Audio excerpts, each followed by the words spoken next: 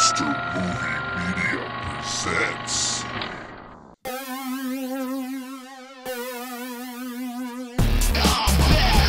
Blast from the past. Your weekly dose of laughing gas. You don't like it, you can kiss my ass. 'Cause even James has a podcast. Even James has a podcast.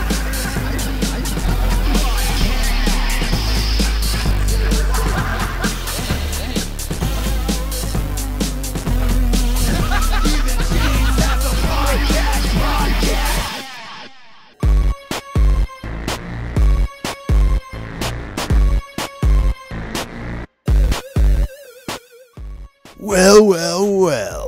Welcome to you, from me and all of us to you, to the Even James is a podcast. This is our 50th episode, and I am James H. Carter II, your host, the James, from the title of the show. This show is presented and produced by Monster Movie Media. Check us out at monstermoviemedia.com. And the show is available on the Stitcher smartphone application for your smart telephone. You can check it out at the App Store or at Stitcher.com. So yeah, this past weekend I checked out that film, The Raven, and it was pretty good, I have to say. It was really well done. I thought it'd take me a little while. In case you don't know what it's about, it's a fictionalized account of Edgar Allan Poe's last days as he tries to track down a serial killer who is inspired by his works.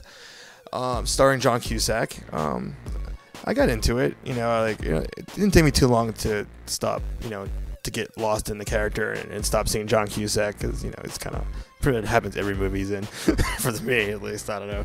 But it was good. It was very gory. Not all the time, but, that's what made it good when it was gory. It was, everything was cool about it. Good pacing. The story's pretty good. It could have been a little tighter. Some things could have been a little better, but great cinematography.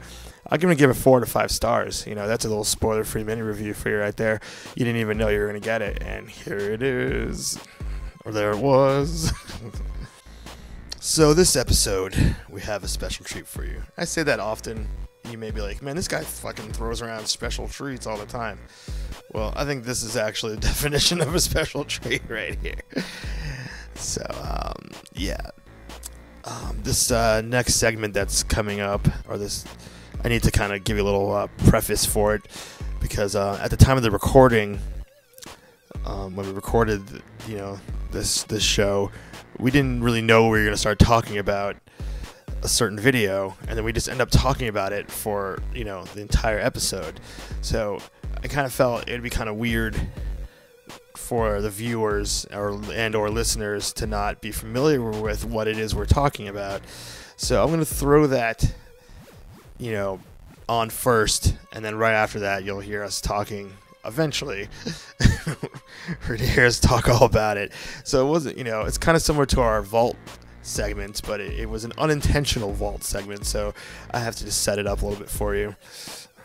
And I will say that it is it's an 8-minute video, and it's okay if you're listening. It's still very entertaining as a listener. But in case you just really were like, I want to watch the video will be at the Even James the podcast.com under episode 50. The name of the video, it is a short film titled Tupac Ghost Fanatic. It was shot in 2002 and stars our very own young Mark. Quite possibly his first acting gig. What a gig. He got paid really well for this one. So I think that's all you really need to know, before going into it. So let's get it on up.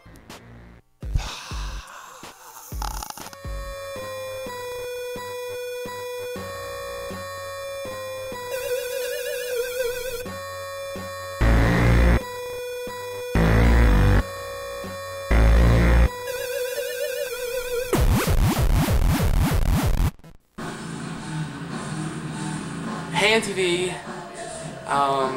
my name is Chris. My number one band in the world is Korn. I don't know, I saw them on the Family Values tour in 98, first time I saw Korn. It was amazing. I mean, Jonathan Davis's lyrics combined with the rest of the band's music was just totally inspirational to me. And I don't know, I mean, if I get to meet them, it'd be so great. Because I mean, like, Jonathan Davis is just like so hot. I don't know what I would do if I met him. I mean, I don't know. I don't know. But see, this is my Korn stuff. This is him. I like to pretend that it's really him here sometimes, and I just like to touch his lips. His mustache, you know, just that kind of stuff. I don't know. I mean, really, what Korn is all about is just being yourself. And I mean, even though people don't really like him as much now because they think that Jonathan Davis is kind of old and fat, but I still think he's super sexy. So that's about it. That's go Korn, yay! Hi, MTV. My friend Chris, he's leaving his room right now. Today he's gonna get to meet. He's Tupac Shakur's biggest fan, man. He's gonna like get to meet him and stuff.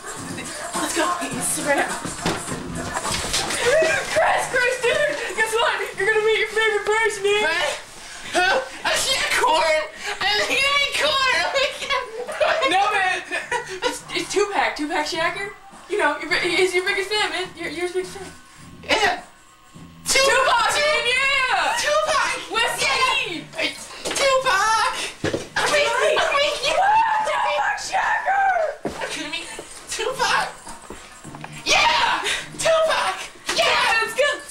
Oh my god! We're gonna be Tupac Shakur! Yeah! Woo! Should you be more excited? Come on, man! We love Tupac! Tupac, man! Where's Bond? What? Tupac? Where's definitely Bond? Tupac? Tupac Shakur! Tupac! Yeah, Tupac! Isn't he dead? No!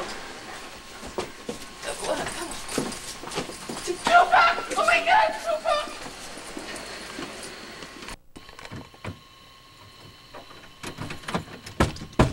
Tupac? Yeah! Alright, let's go. We're going to see Tupac? Oh my god. Yes! Tupac! Woo! West Side! Yeah! Tupac! Yeah! Oh my god. Gotta be safe, gotta buckle up. Tupac! Yeah. So where are we going? Like, I thought Tupac? So, what? Where are we going? It's a dead end. What the fuck is that? Oh my god. Oh! Tupac! That's Tupac? Tupac Shakur? We're supposed to be meeting Tupac? Okay.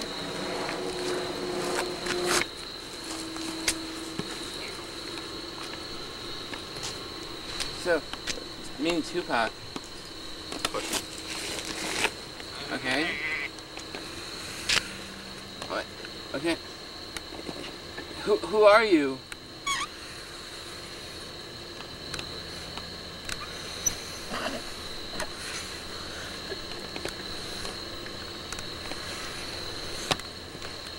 Oh, cheesy. It's Tupac. It's Tupac. Oh. Tupac, if you're there, give us a sign. Oh my god, oh my god, oh my god. Oh my god, he's dead. Oh my god. Wait, what? What? Yo, what up, man? Oh, it's Tupac. Tupac, Tupac, you're my favorite member of Korn. Oh my god. What the hell are you talking about? Korn. Man, what the hell is wrong with you, nigga? I don't know. Oh, shit! Somebody shot Tupac. Oh my god! Tupac Shacker. Oh my fingers! Tupac! Tupac! Tupac! Tupac! No!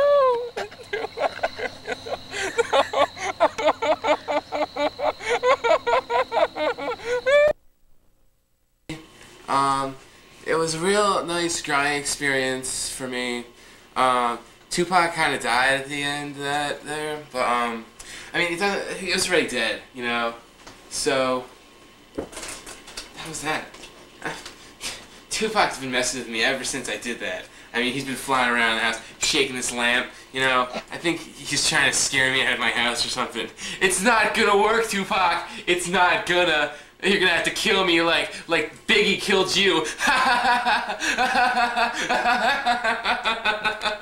But anyway, I've been really inspired by Tupac within the past couple days since that happened, because you know, now I feel like I want to be a rapper. I'm gonna rap about the ghetto life and, you know, growing up on the street.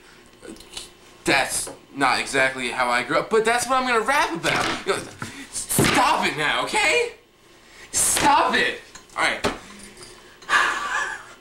MTV's here, I'm trying to. Okay. You're the greatest, you're the best, you're super. Okay. Oh my god, the phone's ringing. Okay, but I gotta wrap this up to get the phone. But, okay, so you gonna get that? Alright, get that, quick. Okay. Now, what? It's gonna go, I wanna be a bigger rapper, like a white rapper. You know, I wanna be bigger than Everlast, okay? That's about it. You know, don't, it was a really great experience on TV. Don't let Tupac discourage you, because I know he's throwing the stuff he throws it at you, he messes up your house, you know, he does all kind of crazy stuff, but it was a great learning experience. I'm gonna become a famous white rapper now. I'm gonna go write some lyrics, okay? I'm gonna go chill in my crib, and, peace. Hey, oh. Hello. Hey, what's up, dude? Nothing. What are you doing? Just chitting the chat in the present tense. Booyah! Oh. Here. Live and direct from Roxy and Dukes in Denella, New Jersey. Yes. This is the Even James is a podcast with your host, James. The Indian fighter. Carter. No, not anymore. We also have Mr. Telephone is with us again. Yep, there's a telephone. And by my side is... Does it say who you are? Right? Oh, it's me. Oh, am I supposed to announce you? I mean, I announced you. Yeah, that was a dick move. And over here, also joining us in podcast land... Say a brother from another mother. My brother from another manure mother. Is that what you said, right? Yeah. Yeah. Mark! What's up, party people? I wish, like, I should mix in whoop, there it is, when you said that.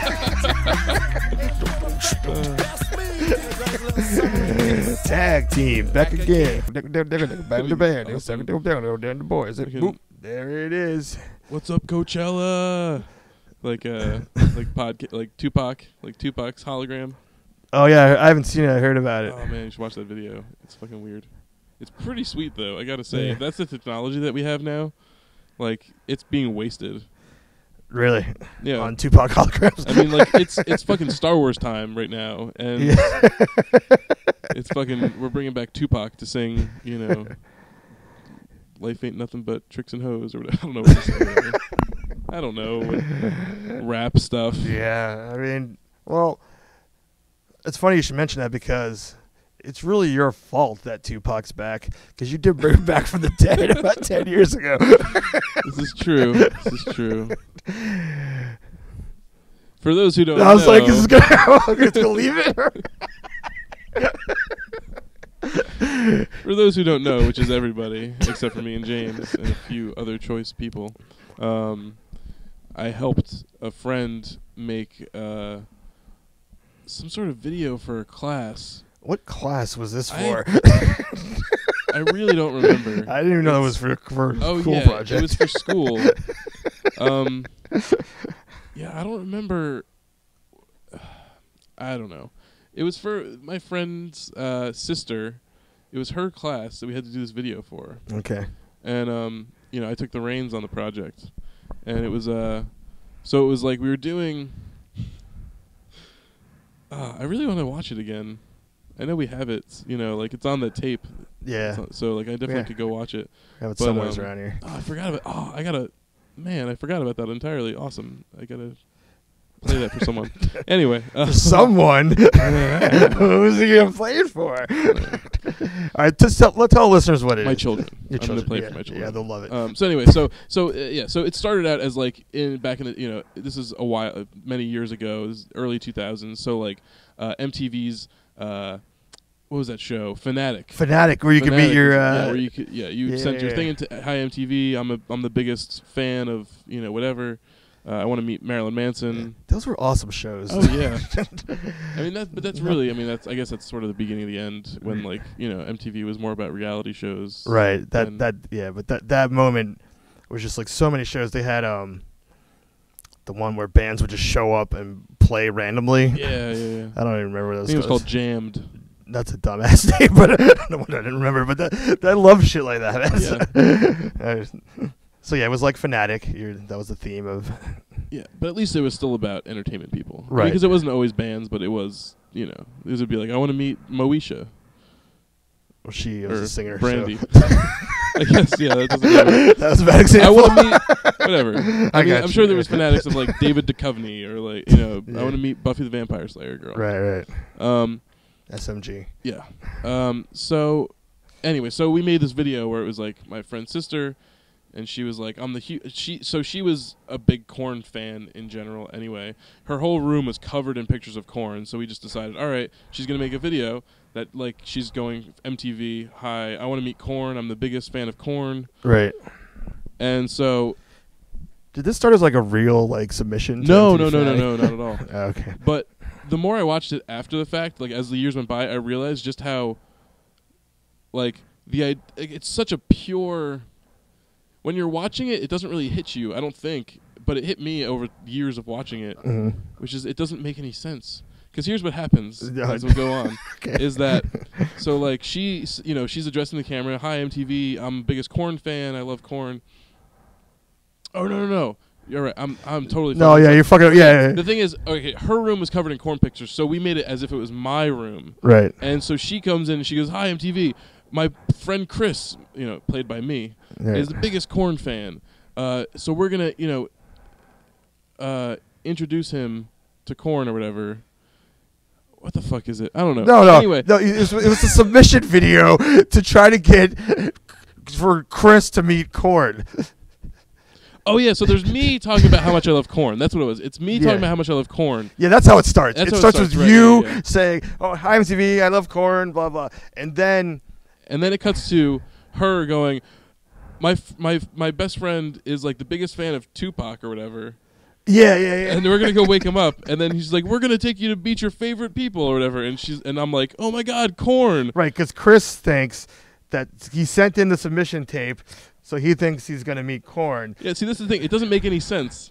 Why? It made sense to me because no, I thought it really makes sense because so the girl whatever her name was comes to wake you up. Yeah.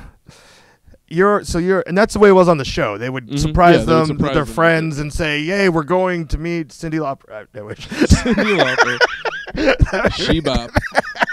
No, we're going to meet Britney Spears, whatever.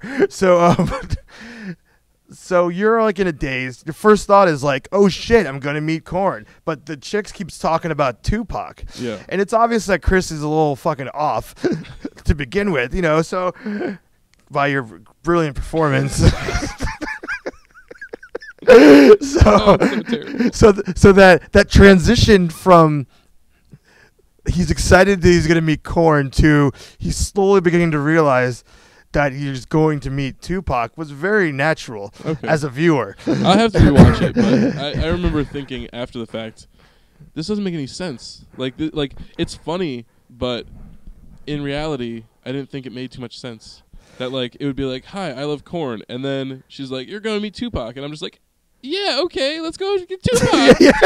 Oh my God, Chris is back! I missed you so much. That's exciting. You're like a celebrity. I never met you in person before. This is great. Woo. No, the best part about that transition though is right. It's like you guys are walking out the door and the camera's staying far, so your voices are slowly getting lower, and it's just this perfect. And then you just real quick like, isn't he dead? and then it cuts. Yeah. And that's when you're just like. Then the next scene. So yes. Is there's a seance going on? No, technically the next scene is us in the car. Oh, I'm sorry, I forgot. We get in the I car, forgot about the car. And Korn is playing on the stereo, and then it's like, but then it's just like, yeah, we're gonna go see Tupac, and then I stop the car after driving like 2 seconds, Right. and then we get out, and there's a guy sitting on the side of the road with candles and a Ouija board and a cigarette hanging out of his mouth. Dude, why is this not on the internet? Dude, can I put this on the internet? Jesus. Maybe. I mean, the way I don't know how embarrassed of myself I want to be. There's already some things on the internet that I wish were not. Because just that alone, just what we're describing, like, it's amazing. Like, I mean, I've seen it. I know it's amazing, but you can imagine where people's imaginations are going with this. All right, I grant you permission to put this on the internet. All right. I mean, for the show, not like on the. Yeah. We're not going to put it on, whatever, web soup or. You can put it on a wetsuit. All right, cool. Anyway, but Okay, I got to find it though. So yeah, so wait, do we have it on DVD? I think so. Yeah. All right, I got to figure that out because that's how I'll be able to get it on the internet. Anyways, continue. So yeah. So then we come to a guy with the candles and a Ouija board, and within a minute he is overtaken by Tupac. Right. We try to contact Tupac's spirit. The guy like convulses and falls over, and then the camera cuts to behind him where he stands up and is like, "Yo, man, what's up?" And like a friend of mine doing a really terrible Tupac or black guy impression. Yeah, I think that was just black guy impression. I don't know if that sounded anything like Tupac at all.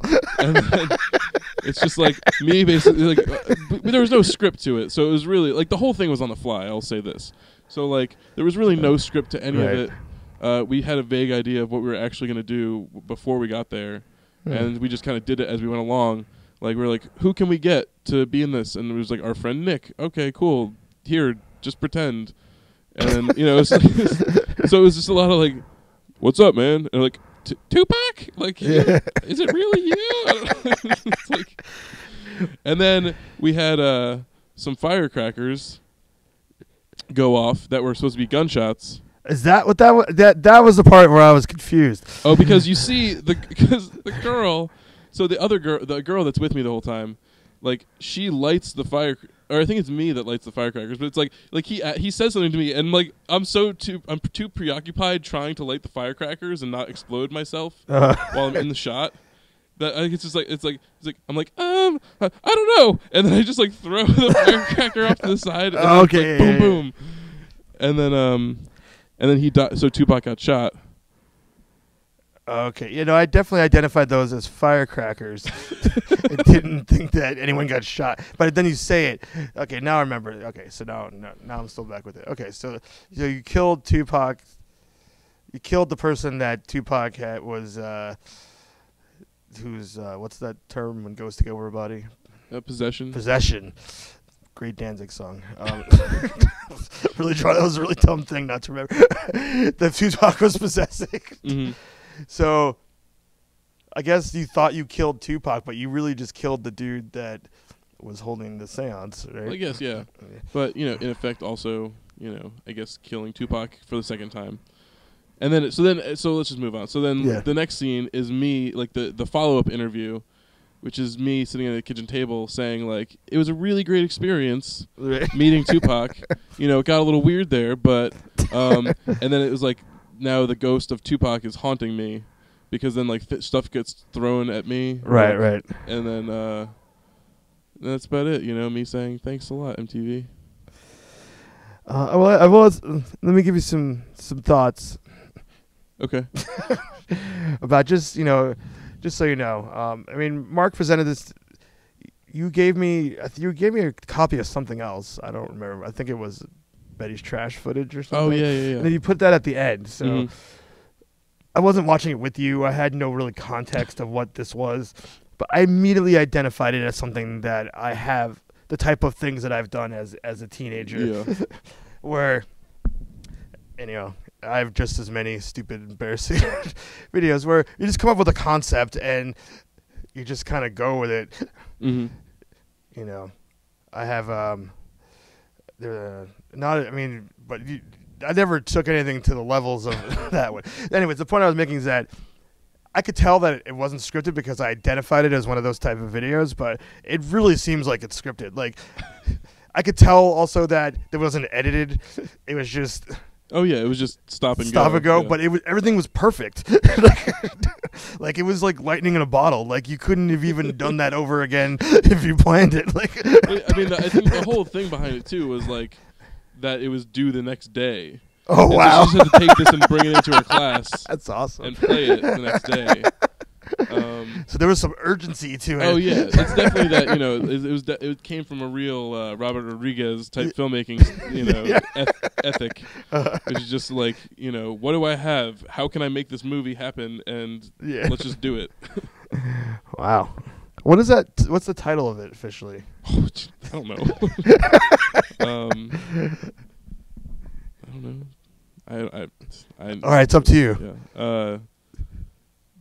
Tupac Ghost Fanatic. You realize that there's a film called Tupac Resurrection. This is going to be called Tupac Resurrection Part 2. Okay. No, things can have the same title, Yeah, that's true. So, like, what year was Tupac Resurrection from? Like, 2004, 2005? I don't know. I feel like it was around the same time. I don't know. I'm not a Tupac fan, so I don't You just call really it know. 2000 Tupac Resurrection, and then parentheses, like, 2001. Whatever year, like Fantasia. Cool. Another thing I liked about the room the corn room, Mm-hmm. was, I mean, this room, there was not an inch of wall. Oh, yeah. Like it was, I mean, I'm not too shocked, I guess, because Korn was really, really big at that time. But I didn't think there was that many photographs out there. But then again, I guess every issue of Circus had a. Mm-hmm. It was just plastered with all these different corners. But right in the corner, there was 2 pictures of Twisted, which that still means something to me. Yeah, I mean, I'll say that it was not 100% Korn, I don't think. It was mostly Korn. Okay, But there's definitely some Limp Bizkit thrown in there, probably. Okay, I didn't see. Maybe Twisted. Definitely, I would say Mushroom Head might have been an option on there. I Right. remember that being a thing at that time with those people. Right. But yeah, that was one of the things. As a young wannabe filmmaker, I was like, this room we can't not use this room. Right. Now, the girl that's in it, that was her project. Mm-hmm. And what's her name? Serena. Serena. Oh, and the best part about it too, if you're watching that first part when she's talking directly to the camera, her face is all fucking weird. She talks really strange, like half of her face, because she had some kind of oral surgery that day, and she had half of her face was numbed from surgery. Oh my god! Yeah, she's like, so she's like half of her face is like squinting weird, and the other half is like totally normal. And it's totally because half of her face was numbed from having like her like teeth pulled that man, day. you're really pulling behind the curtain for me, man. Yeah. I thought all this stuff was she's fucking weirdo. I thought that was her character. Nope. Because I've never met her, so she just exists in that film to me. It's like Tupac Shocker. She's the biggest Tupac fan. Tupac Shocker. You know what's even funny? If we put this on the internet, I think maybe our description of it might possibly be better than the video. I don't know. I don't know. My favorite thing in it is so it's like her video. It's like this is for her or whatever. So she's like got some stake in it. And so while we're filming the thing, when like she gets me out of bed and then she's like, I'm following her out into the hallway, and I'm just kind of walking because like I'm no actor. I'm pretty bad at it, trying to act in any way. So like. I mean, I beg to differ. I've had my moments in more recent, but I was still green at the time. Right. Yeah. So, I mean, when we did, Deterioration of Joy and stuff, I had gone through acting Yeah, classes. of course, yeah. As a freshman in college. That was some Juilliard type shit right there, son. But I was still green at the time. Right. So, my acting was definitely just like not there. Right. So I'm walking and I'm just not saying really much of anything. I'm just kind of confused, and I was just more playing up the confused thing than right. And so as we're walking out, and it's like I guess Tupac, and then she's like, "Shouldn't you be more excited?" See, that to me seems like that was intentional. No, that was her saying to me, "You should be more excited right now in the scene because you're gonna go meet your favorite person." Like that was her notes on camera. Dude, I would have never even have caught that. I seriously was. Yeah, it was the pacing of this. I mean, it's really hard to take yourself out of it, I guess, because you did it and you know the circumstances of it. But like the pacing of this is just perfect. Like, yeah, maybe I'll go home and I'll put it on the internet myself tonight. Yeah, do you have the tools? I'm pretty sure. Yeah. All right, do it. Put it up, and let everyone know. It is. Yeah. I mean, I was barely. We had just started our friendship. Mm-hmm. That was the beginning of it. That was yeah. Because I had come to the Electro Rock show, the first one in 2001, not knowing you or anybody really in the scene. The scene, yeah. And just went to enjoy the show as a young right. Which that was the death of the scene that day. But yeah, and then when the next year had the second one, and I had begun kind of talking to you online, I think, at that point a little bit. But I also, then I had other friends, that I was going to meet up with there, Val and Carolyn and all those people. Yeah. They know who they are. They know you. Shout out to Val. Shout out to Carolyn. Shout out to Misty and Tara. Misty is not friends with Tara for a long ass time. I know, but they were at the time. Yeah, right. Interesting tidbit. Tara is the reason that I found out about the band Death Cab for Cutie. Tara, in wow. 2000 or so. She schooled you on them. Oh yeah, really? Mm-hmm. She didn't seem to be into anything like that at all. She posted about it on our live journal, and that's how I found out about it. Wow, that's weird. And I remember I had one song from them because, obviously back in the day you couldn't download an entire album. That was too much. So it was Napster, one song. And that was the one song I had in my iTunes that came on shuffle when I went to college, and it came on shuffle when I was just unpacking stuff the first day, and my roommate was like, "Okay, thank God he actually listens to music I like." Because before that I was only listening. I think I was listening to Rainbow Pony Princess and P.T. Grimm. And he thought this kid is going to be some weird fucking kid that just listens to this weird electronic shitty music. Yeah. And then some fucking random ass Death Cab for Cutie song came on. And he was he told me this later on. Yeah. That was his moment when he thought maybe there could be some kind of friendship there. There couldn't be, and it didn't happen. But right, it was just I can't imagine. I can't imagine hey, I'm moving in with you. We're gonna live together. This is what I listen to. Fucking Rainbow Pony Princess. That's pretty ballsy, man. Music that most people will never even have context of what the fuck it is. At the time, I think it definitely was all about that sort of confrontation. Yeah. Shocking confrontations. I mean, one of my best friends from college, my friend Ethan, likes to recount to me how his first impression of me. I guess everyone that I was freshman year, you had pretty much the same classes with a lot of the same people in the film program. So you're for the listeners at home. Mark is a graduate of the School of Visual Arts. Yes, Manhattan. Yep. So I walk into class the first day of production class, and I'm wearing a white shirt with iron-on black lettering that says "Beat Me Up." What an asshole. I was a different guy back then. But I'm not afraid to say that I fucking spit in some girl's face. Yes. Did you? Oh yeah, my first real girlfriend. We were walking down the street, and I spit in her face for fun. She didn't think it was that funny, but I did. What? She was your real girlfriend? Oh, she was my real girl, Monica. That's your real girlfriend? Shout out to Monica. That's my first real girlfriend. I didn't know you meant by real girlfriend. Like I meant like my first girlfriend that lasted more than like a week or two. Oh, okay. You know. So you spit in her face as a joke? Yeah. And how long were you dating at this point? And it was in the street too. It wasn't like at least a year. A year in, you're on the street. We're walking down the side. Yeah. On Yeah, the a year in, you're pretty comfortable, right? Yeah. That's either the point where this is on its way out, or things are just you're totally chilling. So I guess you thought things were totally chilling. It wasn't like the deciding factor in us breaking up or anything. It's not like it was like No, I know that. I'm not claiming that. I'm just saying I'm trying to get in the mindset of what led to. Oh, I wouldn't be able to get into the mindset of that. I mean, it was really just it came from a real place of just like me wanting like, Was it malicious? No. It was seriously like, this will be funny if I just spit in her face randomly without her knowing I'm going to do it.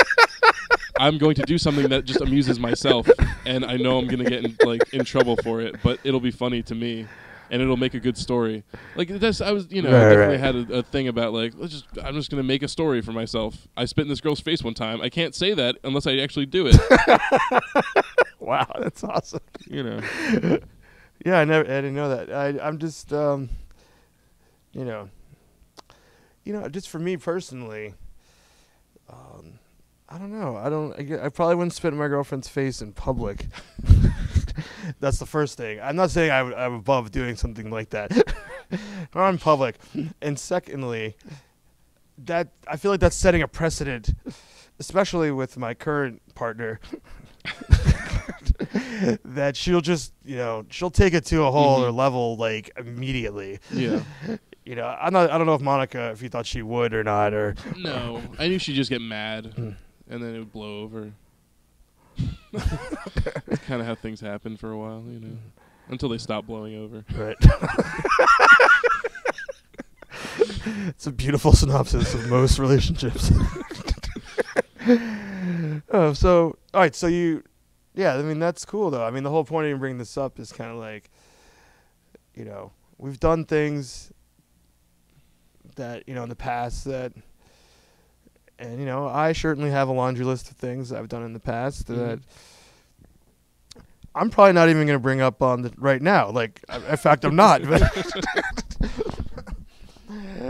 Actually, fuck it. I was about to say that we're great for admitting our past, moving on, but I'm not doing that. You are. But if I was called out on something, I don't know. It's tough. It's tough to say. You know what the thing for me is? It's like let's see. How do I put this? I've been a public figure off and on for a long time. And when you put yourself out there, especially when you're younger, you don't really think about the consequences of anything that you're doing. Yeah. So I did a lot of things. I mean, they're not like the most horrible. They're not even, whatever. But, it's the kind of shit that like... Show me on the doll where you touched her, James. On her forehead to see if she was okay. Didn't have a fever.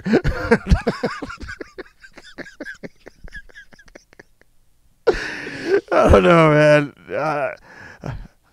I don't know how we got here, man, but... Oh, well, I'll rewind it for you. Yeah. So, okay, so, I'm not afraid to spit in a girl's face. Is that still the feeling you have? Or not? No, totally. I'm not afraid to spit in a girl's face. Okay. Because, which I said that because I'm not, ashamed to admit, past weird shit that I've done. Right. Why are you not ashamed? Like, why am I not ashamed? Yeah. Well, for one, because especially on the podcast, is because I never think of this as going anywhere. like out into the world. Right. I try not to think about it. I'm sure eventually something I'll say comes back to bite me in the ass, but like it hasn't yet, and that's surprising. I'm all about saying what Yeah. I can just say whatever the fuck I want in real life, so why can't I say it on the podcast? Right. And I create that environment for the show. Yeah.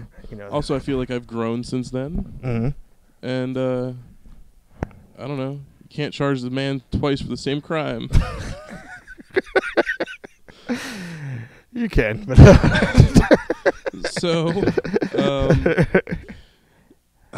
so anyway, so to rewind. All right. Also,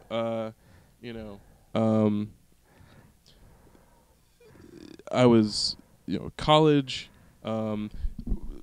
Death Cab for Cutie, Right. Tara, the Electric Rock Show 2. I taped the Betty's Trash set, or most of the Electric Rock Show. I sent James a tape of it and included the Tupac sketch at the end of it, Right. and something funny to include. Tupac is a hologram at Coachella, and we're back to maybe talking about something you were actually going to ask me about. Holy dude, that was amazing. Have never in the 10 whatever years that we've been friends, we've been able to get back from such a derailment. just talking to each other, let alone on the podcast. That was incredible. I know. Because I couldn't have done it right now, so that's great. Yeah, right. That's great. I mean, we got off onto a foot that before we even touched on anything that we were actually going to talk about. Maybe, I mean, it started with me saying "What's up, Coachella," and then let's just go on. About this has been a very organic episode. Oh yeah, organic growth.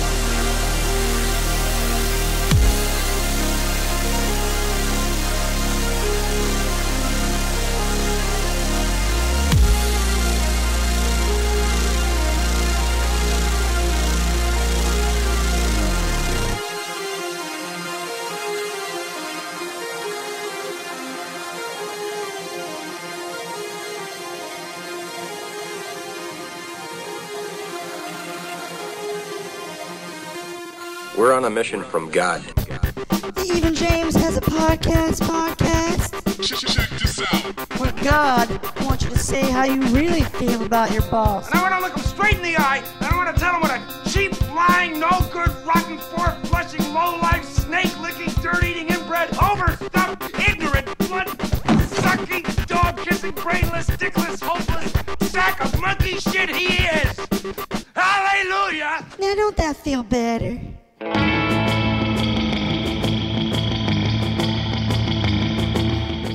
Hey gang, it's me, James. I'm back, hosting this episode of this podcast that has my name in it. Isn't that cool?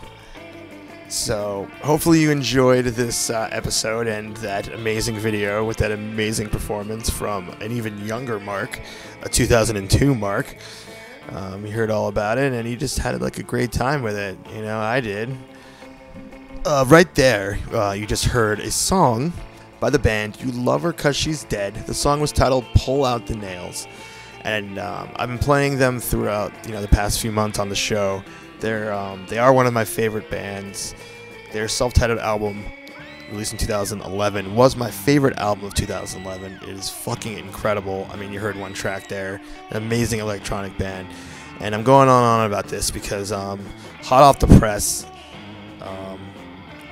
some breaking news about the band as they might be breaking up because earlier today, the day I'm recording this, which I believe is Monday, April 30th, I saw a tweet from them, and the tweet says, and I will read it to you. It says, "It is with a heavy heart I must announce that Elle does not feel able to continue in You Love Her 'Cause She's Dead for the foreseeable future. I will miss her. I hope this is not the end of You Love Her 'Cause She's Dead. It is hard to think about, but I will try to look for a new vocalist for a new record and shows. Jay." So there it is. I discovered the band about 3 years ago, and just been slowly becoming really obsessed with them. And then when they released their finally released an album, they've just been releasing singles over the past few years. When they finally released an album this fall, it just really cemented my love for them. And they're a UK band, so then they have not toured the United States of America where I live, and I'm just dying to see them live. And I think that Elle is a great vocalist, great lyrics. From the YouTube videos I watch, she seemed like a great, front woman, great stage presence. Like, I've fantasized many times about being able to see this band live, and it looks like I won't be able to, at least not in that incarnation. Hopefully he'll continue on. And if You Love Her 'Cause She's Dead does not continue on, hopefully he continues making music, because it's fucking sweet ass shit. And so that's my little piece, I gotta say. I figured, what the fuck, it's my show. I could talk about, I'm bummed about it. One of my favorite bands breaking up. Huh? Yeah. Sure, I'm gonna skedaddle. But before I do, I want to tell you can follow me on Twitter at JamesHCarter II. You could send the show an email, jamespodcast@gmail.com. You also are allowed, I'm giving you permission, to go to our website, the Even James is a podcast.com, where everything that you've ever wanted ever in the history of your life is right there waiting for you. So check it out. We're on Facebook, of course, and we're on YouTube, which this past week I've been kind of neglecting YouTube because we've been posting our videos on Vimeo. But YouTube is just packed full of shit. So much shit I put up there over the past few days. So have a fun time there, where everyone goes already. And like I just said, we're on Vimeo. And we are also on iTunes. That's where you can subscribe and review us and listen and do whatever the fuck else you want. Our show is on Stitcher, as I said before, and it's probably so many other places that I can't remember right now. It's everywhere. The point being is, wherever you are, I'm right there. You can't fucking escape me. So sleep well tonight. Our next episode is pretty cool. It's pretty fucking cool. As it turns out, when we were recording this segment, there was something that I actually wanted to talk about, which didn't even get to because we talked about the Tupac Ghost video. So, let's just say next week shit gets real. You know, there's a little teaser for you. Shit gets real. So thanks to Lover, because she's dead. You know, hopefully the band will go on. Thanks to Jim from Roxy and Dukes for once again letting us invade the VIP lounge. And thank you. Keep one foot in the grave, other in the gutter. See you later.